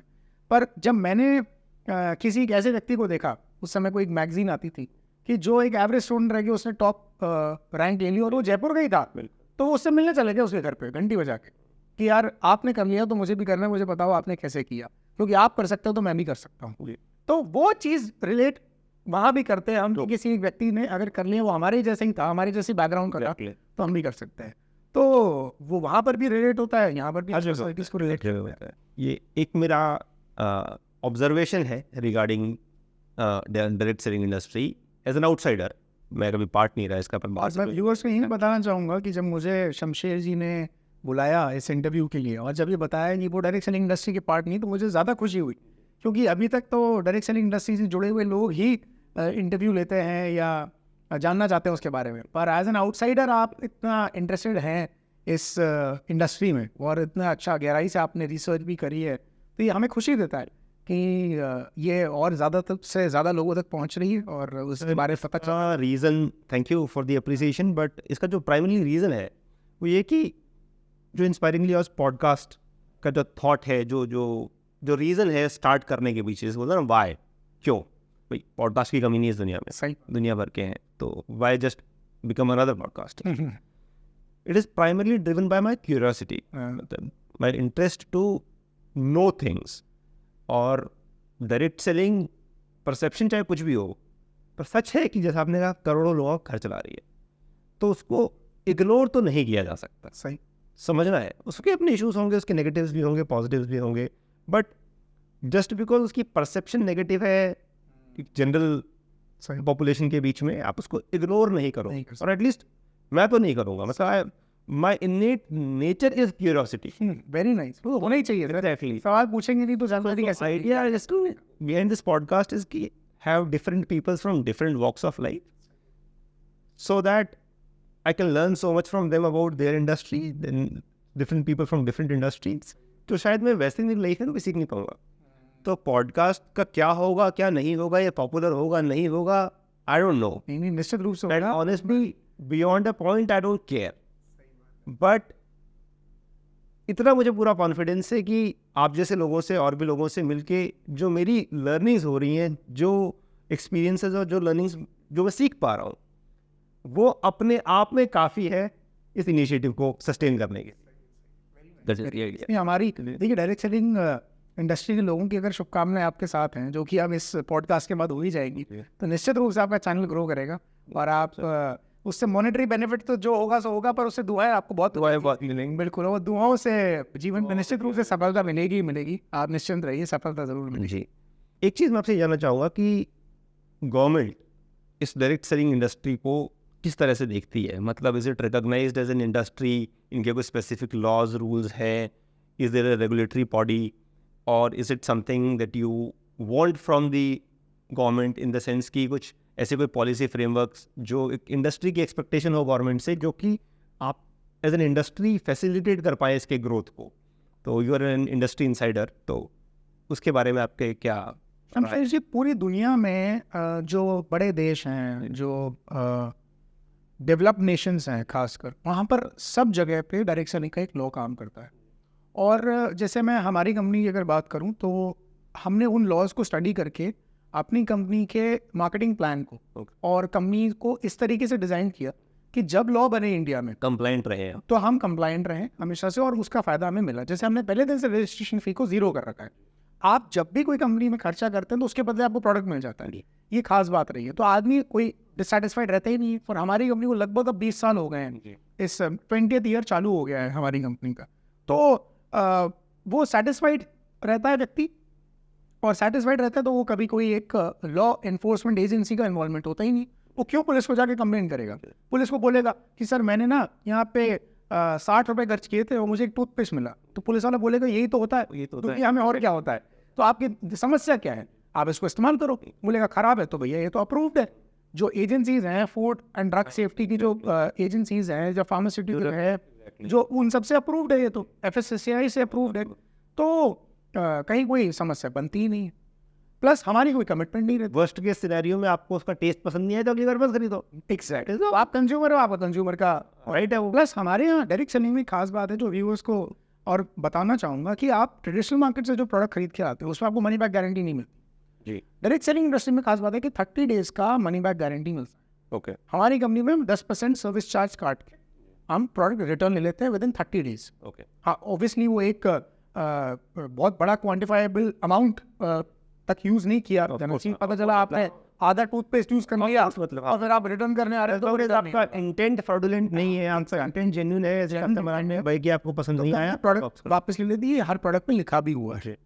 तो सरकार, भारत सरकार जैसा पहले हमने जाना कि वहाँ घोटाला होने के बाद ही जागती है, तो अब वो जागे। 2011 से 2014 एक काला अध्याय था डायरेक्ट सेलिंग के लिए, काफ़ी सारी कंपनी इसको बंद, काला अध्याय क्यों, मतलब जितनी पॉन्जी स्कीम्स थी उनको बंद किया गया। अब वो जब पॉन्जी स्कीम्स को बंद किया गया तो देखिए पुलिस तो पुलिस है, कभी कभार वो एक साधु व्यक्ति को भी छेड़ देती है, तो उन्होंने कुछ 1-2 साधु लोगों को भी छेड़ दिया जो सही तरीके से काम कर रहे हैं। पर फर्क ये रहा कि जो फ्रॉड कर रहे थे वो तो बंद हो गए, तो बंद ही रहे, पर जो साधु थे उनको कुछ दिनों के लिए परेशान जरूर किया, पर उनकी कंपनी नहीं बंद हुई और कंपनी उनके पीछे से भी चल रही थी। और वो जब बाहर आ गए उनको कुछ दिन के लिए लॉकअप में भी रखा, जेल में भी रखा, पर उसके बाद वो कंपनी तब भी चल रही थी, उसके बाद भी आज भी सक्सेसफुली चल रही है। तो ये दर्शाता है कि सरकार का इंटेंट बहुत साफ है। सरकार इंडस्ट्री को बंद नहीं करना चाहती, सरकार इंडस्ट्री को चलाना चाहती है, पर विद इन अ फ्रेमवर्क। तो हुआ ये कि उसके बाद गाइडलाइंस इशू होने लगी, गाइडलाइन के बाद फ्रेमवर्क्स आए कि अब इस फ्रेमवर्क के आधार पर हम लॉ ले आएंगे। 2016 में एक भारत सरकार ने, मोदी जी की सरकार ने एक अच्छा गाइडलाइन लेकर आया सेंट्रल गवर्नमेंट से, जिससे हमें बहुत रिलैक्सेशन मिला। अभी हाल ही में दिसंबर 2021 में एक गेजेट आ गया, गेजेट नोटिफिकेशन। तो गेजेट नोटिफिकेशन आ गया, एक्चुअली लॉ, मतलब एग्जैक्ट। तो वो लॉ का उसने रूप अभी नहीं लिया है, जो कि अब ले लेगा संसद में जब भी ये मुद्दा उठेगा, पर गेजेट आ गया है। तो विच मीन्स कि अब ये रिकग्नाइज्ड इंडस्ट्री है। भारत सरकार चाहती है कि इंडस्ट्री चले, लोग टैक्स दे रहे हैं ऑलरेडी, हर प्रोडक्ट पे टैक्स दे रहे हैं, इनकम पे टैक्स दे रहे हैं, GST भर रहे हैं। और उसमें चूंकि एक क्लॉज उनसे गलती हो गई थी कि आप नेटवर्क ऑफ डिस्ट्रीब्यूटर्स नहीं बना सकते, तो हमने उनसे बताया, उनसे कहा, क्वेरी रेज करी कि अगर नेटवर्क नहीं बना सकते तो आप इसे मान्यता दे दो, तो नेटवर्क बनाना बंद कर देंगे, है ना। फिर वो डायरेक्ट मार्केटिंग हो जाएगी या डायरेक्ट सेल्स हो जाएगी। पर अगर आप चाहते हैं कि हम नेटवर्क बनाते हैं, which is essentially the model of direct selling, तो आप उसे रिकग्नाइज करें। तो उसमें उन्होंने उसको अमेंड किया, और अमेंडमेंट के साथ ये आया कि आप एक टैंजिबल प्रोडक्ट के साथ विदाउट एनी रजिस्ट्रेशन फीस आप एक नेटवर्क बना सकते हैं जिसमें आपके डिस्ट्रीब्यूटर्स कमीशन अर्न कर सकते हैं। This is after consultations with the industry representatives. तो 2021 के बाद ही, कुछ 6 महीने पहले ही की बात है, एक अमेंडमेंट आया और अब ये पूरी तरह से रिकग्नाइज इंडस्ट्री है। कोई व्यक्ति अगर क्वेश्चन करता तो हम उसे गजट नोटिफिकेशन दिखा दे, ये तो भारत सरकार का है। तो हम बहुत खुश हैं। अब हम ये चाहते हैं सरकार से कि इसको जल्दी से जल्दी एक लॉ भी बना दे, ताकि फिर वो ईयर पे हम लॉ के बारे में बात करने लगे, अप्लाई हो जाए वो। बिल्कुल जी। ये जो मेरा क्वेश्चन है ये थोड़ा from a sales guys perspective है, बिकॉज मैंने मेरी ज़िंदगी सेल्स में गुजारी है, एंड वही हायरिंग और बिल्डिंग ए सेल्स टीम, एक कॉर्पोरेट मॉडल से मैं अच्छी तरह फैमिलियर हूँ। आई एम श्योर यहाँ पे भी इवेंचुअली आप टीम ही बिल्ड कर रहे हो, लोग रिक्रूट कर रहे हो, बट स्ट्रक्चर थोड़ा डिफरेंट है। मतलब जितना मैं समझ पाया इस इंडस्ट्री को, and you can correct me if I am wrong please from an outsider's perspective, कि कॉर्पोरेट में we hire sales guys for their skill essentially, in terms of चाहे वो क्वालिफिकेशन हो गई उनकी, उनका एक्सपीरियंस हो गया कि आपको ये काम आता है तो आप आइए, और फिर we as a corporate struggle to keep them motivated कि स्किल तो है आपके अंदर, मोटिवेशन कैसे डालें as a leader, as a manager, as a boss, motivation कैसे डालूं? स्किल तो है उसके अंदर, क्वालिफिकेशन है, एक्सपीरियंस है, तो स्किल तो है उसके अंदर, मोटिवेट कैसे करो उसको? डायरेक्ट सेलिंग में वो अपसाइड डाउन टर्न हो जाता है। You hire on the basis of motivation, बंदा ड्रीवन है, इसके गोल्स हैं, इसको अचीव करने हैं, तो आ जाओ। सेल्स नहीं आती होगी, most of them are not from sales background obviously, तो आपका एक चैलेंज तो होगा कि अब इनको स्किल अप कैसे किया जाए, अब स्किल कैसे करें, इनको ट्रेन कैसे करें। एक तो ये क्वेश्चन है, और एक क्वेश्चन ये है कि आपके जितने भी इवेंट्स 1-2 महीने पे अटेंड करें, मतलब आपके as a like direct selling industry के, आप कंपनी के नहीं, इंडस्ट्री के, उसमें मोटिवेशन का बहुत ज़्यादा ओवरडोज होता है। मतलब टेक्निकली वो एक ट्रेनिंग इवेंट है, पर उसमें मोटिवेशन का बहुत ज़्यादा ओवरडोज होता है। You know what I am talking about, मतलब everybody who has been to one event knows it. जब तक वो एकदम पॉम्प एंड शो नहीं हो तब तक वो इवेंट नहीं होता। तो क्या थॉट क्या है उसके पीछे, क्यों, और वो ज़रूरी है, मतलब इंटीग्रल पार्ट है उस पूरे प्रोसेस का, या जस्ट कुछ कंपनीज करती हैं उसके बिना भी चलाया जा सकता है? देखिए, पहला सवाल जो आपने पूछा, पहली बात तो यही फ़र्क है एक जॉब मार्केट में और कॉर्पोरेट वर्ल्ड में और डायरेक्ट सेलिंग में, क्योंकि there is no equal opportunity for everyone. तो obviously no company can hire everybody, of course, है ना। तो सब लोग तो हायर नहीं हो सकते हैं कंपनी के द्वारा, और उन्हें एक कोई फ़िल्टर तो लगाना ही पड़ेगा। हमारे यहाँ पे वही फ़िल्टर है, ड्रीम। ओके, तो ऐसा नहीं है कि हम भी सबको रजिस्टर कर लेते हैं और सब हमारे साथ रजिस्टर हो जाते हैं, हम रिजेक्ट होते हैं, है ना। इस केस में ये होता है कि हम रिजेक्ट हो जाते हैं, उस केस में होता है कैंडिडेट रिजेक्ट हो जाता है ना। तो ऐसा कम होता है जॉब इंडस्ट्री में कि कैंडिडेट कंपनी को रिजेक्ट करे, उनमें 100 में से 1 या 2 ही लोग होते हैं, पर everybody needs job, everybody needs work, तो वो ऐसा नहीं होता। तो हमारे केस में हम रिजेक्ट हो जाते हैं, या ये कह लें कि हम सामने वाले को रिजेक्ट कर भी देते हैं कई बार आने के बाद, क्योंकि he is not enough motivated, है ना। आपने सही कहा, आपने सही तरीके से परिभाषित किया है। यही फर्क है कि जॉब मार्केट एक इक्वल अपॉर्चुनिटी नहीं है और डायरेक्ट सेलिंग एक इक्वल अपॉर्चुनिटी सबके लिए। और यही कारण है कि हम बताते हैं कि देखो, आप जॉब कर रहे हो, उसके साथ अगर पार्ट टाइम स्पेयर टाइम में कुछ और पैसा बनाना चाहते हो, तो ये इंडस्ट्री आपके लिए है। इसीलिए हम उनकी ड्रीम एक्सरसाइज करते हैं। अब not everyone is a dreamer, of course, ये भी एक फ़र्क है। तो हम उन्हीं व्यक्तियों पे फोकस करते हैं जो कुछ बड़ा सपना देखते हैं, जिन्हें लगता है कि यार वो कुछ बड़ा करने के लिए पैदा हुए हैं, वो ये जो कर रहे हैं ये मजबूरी में कर रहे हैं, ये उनकी नीड है, किचन एक्सपेंसेस के लिए है, पर लग्जरी के लिए उन्हें कुछ और ज़रूरत है। और ये एक ऐसी अपॉर्चुनिटी है जिसमें इन्वेस्टमेंट नहीं होता, जिसमें उन्हें 3 साल का पेशेंस रखने की ज़रूरत नहीं है। किसी और बिजनेस में 3-4 साल का पेशेंस होता है जब आप कमाना शुरू करते हैं। यहाँ पे पहले दिन से कमाई शुरू हो सकती है अगर आप अच्छी तरीके से काम करें, तो अच्छा एफर्ट इंडेक्स आपका अच्छा हो। तो बस यही फ़र्क है कि हम एक अलग तरीके से लोगों को फ़िल्टर आउट कर रहे हैं और जॉब इंडस्ट्री अलग तरीके से फ़िल्टर आउट कर रही है। हमारे यहाँ पे सबसे अच्छी बात यह है कि विद नो इन्वेस्टमेंट आप अपने प्रोडक्ट्स इस्तेमाल करके आप कितनी भी हाइट पे पहुँच सकते हैं। हमारे ऐसे भी लोग हैं जो पहले ओला या ऊबर चलाते थे, बिल्कुल, और हमारे यहाँ ऐसे भी लोग हैं जो बहुत ज़्यादा पढ़े लिखे हैं पर वो उन ओला और ऊबर चलाने वालों से कम कमा रहे हैं। तो ये इक्वल अपॉर्चुनिटी का मतलब यही होता है। तो इसलिए हायरिंग का अगर कोई एक फिल्टर है या कोई एक मापदंड है, तो वो ये है कि you should be dreamer and you should be motivated enough to achieve your dreams, जो आपकी भूख है। तो ये फैक्ट आपके सवाल में ही जवाब था। ये फ़र्क एक है डायरेक्ट सेलिंग इंडस्ट्री। दूसरा, आपने जो सवाल किया कि बहुत ज़्यादा मतलब पॉम्पस होता है, बहुत ग्लैमर होता है इंडस्ट्री में, तो देखिए, पहली बात तो ये है कि हम जितने भी लोग हमारे स्टेज पर आते हैं उनको बोलने के पैसे नहीं मिलते। किराए पे नहीं लाए हुए हैं वो लोग कि उन्हें यार पैसे दिए हो, तू स्टेज पे जाके ना बस तू अपनी शर्ट में तोड़ना, स्पीकर नहीं है। हाँ, पेड मोटिवेशन स्पीकर नहीं है, part of the family, part of the structure organisation. वो इतने एक्साइटेड इसलिए हैं क्योंकि उन्हें लग रहा है कि यार इस मौके से, इस अपॉर्चुनिटी से मेरी ज़िंदगी बदल गई, तो यहाँ बैठे हर एक व्यक्ति की ज़िंदगी बदल जाए। इसलिए वो आवाज़ और अंदर से जो एनर्जी निकलती है ना, वो इसलिए निकलती है। मेरी भी इसीलिए निकल रही है। जब मैं किसी एक ऐसी महिला को देखता हूँ जिन्होंने 2 साल पहले अपने पति को खो दिया और उनके पति के जाने के बाद भी उनको 1 लाख रुपए की इनकम आ रही है, तो वो महिला के आँख से आंसू भी आए, और मैं कोई किराए से बुलाया हुआ व्यक्ति के आंसू नहीं ला सकता। जब एक कोई व्यक्ति आता है जिसकी ज़िंदगी का सपना था कि एक मारुति की कोई गाड़ी ले लूँ 7-8 लाख रुपए की, और वो उसकी आ गई, उसके बच्चे को उस पर प्राउड फील होता है कि यार उसकी 7-8 लाख की गाड़ी आ गई। और उसका बच्चा रोज़ाना स्कूल में जाता है जब, तो वो बोलता है कि सुनो, मेरे पापा ने गाड़ी लेनी, या मेरे पापा गाड़ी लेने वाले हैं, अगले महीने हमारी गाड़ी आने वाली है। या वो जब व्यक्ति विदेश यात्रा करके आता है पहली बार, कई मैंने एग्जाम्पल्स दिए भी आपको, तो वो जब सर वो जो अंदर फीलिंग है, भरी हुई जो फीलिंग है, वो इमोशनल फीलिंग है, वो जो एक्साइटमेंट है, वो स्टेज पर निकलता है। तो इसलिए वो कोई नाटक नहीं है। लोगों को लगता है ये अलग ही दुनिया है, इन लोगों की दुनिया अलग है दुनिया अलग, क्योंकि यहाँ पे सबके सपने पूरे हो रहे। प्लस मेरे दादा एक बहुत अच्छी बात बोलते थे, कर भला तो हो भला। ये एक बिजनेस में यहाँ पर एकदम फिक्स फिट बैठता है कि यहाँ पर अगर हम किसी का भला करते हैं तो हमारा भला अपने आप हो जाता है, और वो भले करने की भावना से स्टेज पर आया है। वरना कई बार तो ऐसा होता है कि कई लोग तो उसकी टीम से होते भी नहीं हैं वहाँ पर वो चाहता है कि ये सब लोग इस बिजनेस को समझ लें, सीख लें, कर लें, तो उनका भी भला हो जाए।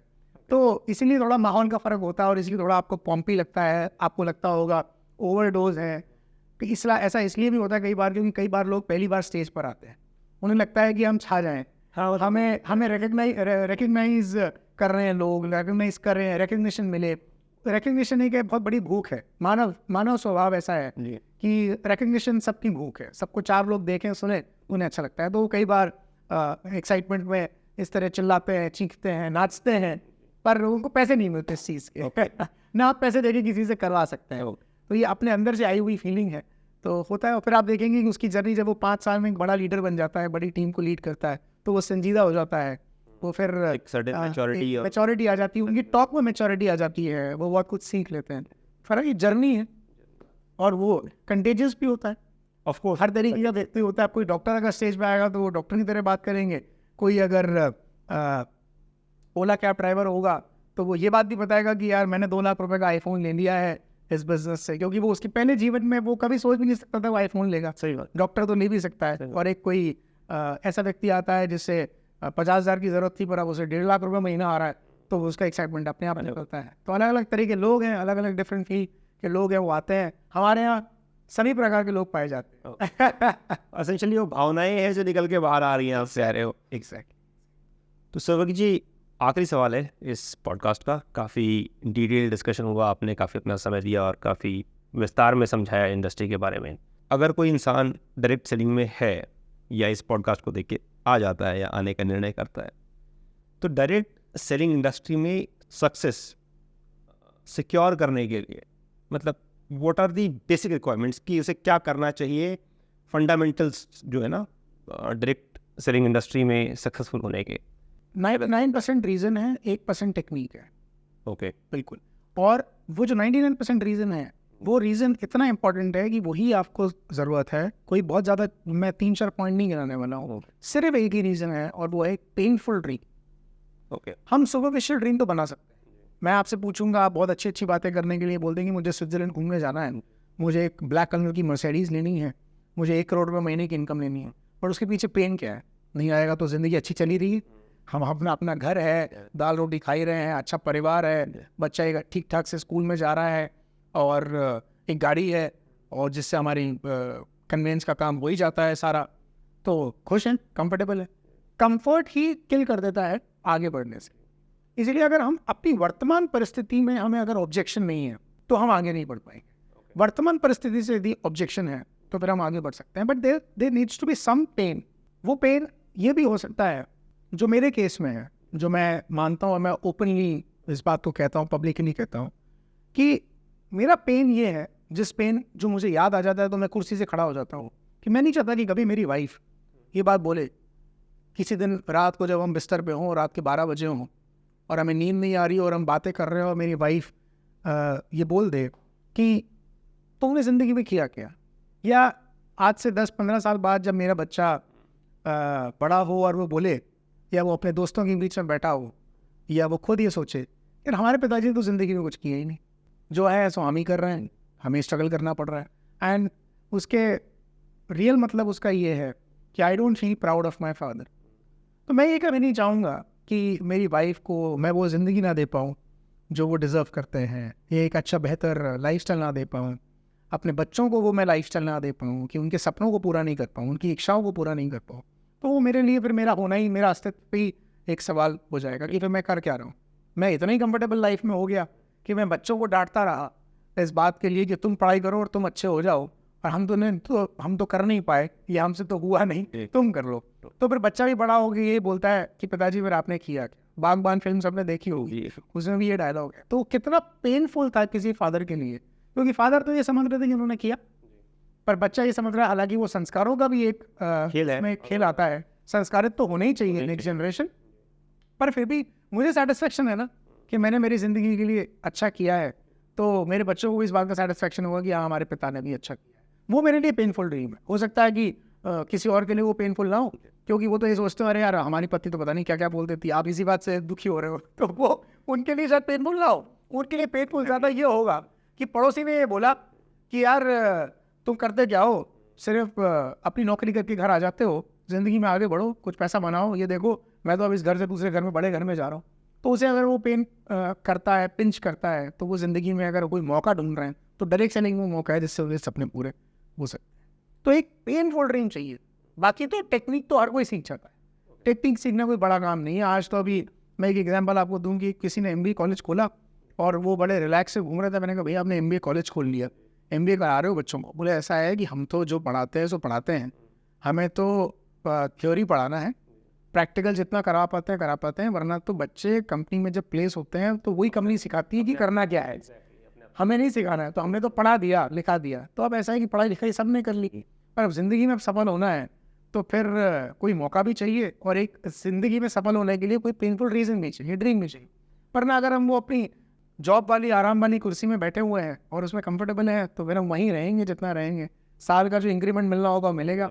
उसका आप बहुत बड़ा एक एग्जाम्पल है जी। आपने 30s में ही अपने एक जॉब से फ्रीडम पा ली, क्योंकि करना है तो कुछ अपना करना है, बड़ा करना है।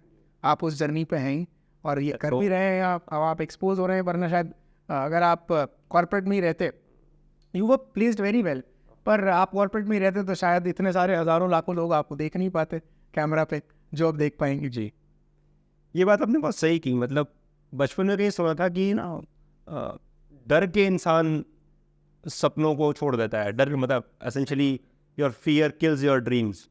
बट मेरा जो लाइफ का अभी तक का एक्सपीरियंस रहा है, जो मैंने दुनिया देखी है, डर ने उतने सपनों को नहीं मारा जितने कंफर्ट ने मारा है। सही बात। मतलब बहुत कम ऐसे लोग मिले जिन्होंने डर के शायद अपने सपनों को छोड़ दिया हो, पर कंफर्ट में आके हज़ारों की लिस्ट है, क्वाइट लिटरली हज़ारों की लिस्ट है जिन्होंने कंफर्ट में आके ना अपने सपनों को छोड़ दिया। तो कभी कभी मुझे लगता है कि वो एक सर्टेन अमाउंट ऑफ पेन होनी चाहिए लाइफ में। जो जैसे एक बहुत अच्छी कहानी है वो फ्रॉग की। एसेंशली एक फ्रॉग को कहीं शायद एक्सपेरिमेंट भी हुआ था, पानी में उबाला गया। मैं देता हूँ ये एग्जाम्पल। ओके, आप भी देते हैं। हाँ। जी, तो एसेंशली वो जब एक को खोलते हुए पानी में डाला गया तो उछल के बाहर कूद गया और वो बच गया। हाँ। एक को ठंडे पानी में डाला गया तो आराम से बैठा रहा, धीरे धीरे पानी को गर्म किया गया, पानी ग्रेजुअली गर्म होता रहा, उसे रियलाइज वो एडजस्ट करता है, वो एडजस्ट करता रहा और एक पॉइंट पे आके पानी इतना गर्म हो गया कि वो मर गया। बट उस पूरे उसमें बिकॉज उसका कंफर्ट इतना धीरे धीरे ग्रेजुअली चेंज हो रहा था, वो कंफर्ट इतना हो गया था कि उसने उसे बाहर निकलना जरूरी नहीं समझा, और जब समझा तब तक बहुत देर हो चुकी थी। एडजस्टमेंट पूरी लाइफ पूरी चली गई। एग्जैक्टली। और जब उसको रियलाइज हुआ, जब उसको लगा कि अब तो बाहर निकलना पड़ेगा वरना जिंदगी खतरे में है, तब तक बहुत देर हो चुकी थी। तो इसी के साथ we have come to the end of this podcast, this episode. Sarvagya ji, बहुत बहुत धन्यवाद आपका, आपने अपना कीमती वक्त निकाला, बहुत खुशी हुई आप हमारे स्टूडियो में आए, और wish you all the very best. Thank you very much. Thank you so much. Thank you. For having me. Thank you. Thank you.